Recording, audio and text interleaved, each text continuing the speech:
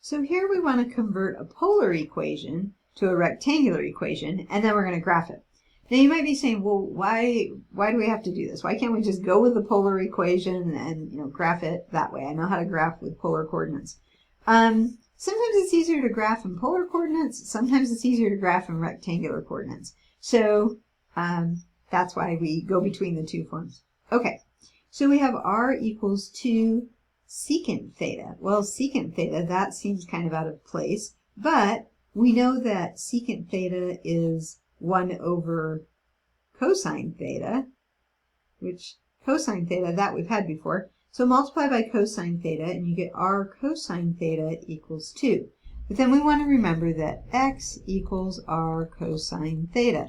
So we're going to replace this with x equals 2. Now, think, okay, this is rectangular. So think, what does that mean in rectangular coordinates? X equals 2, that's a vertical line.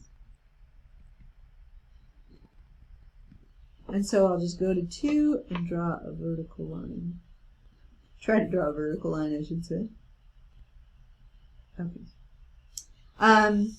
That's easier to do than running like a table of values and trying to figure out, or even with special angles, trying to figure out, the theta and the r and get them in the polar grid system and so forth. You could do that.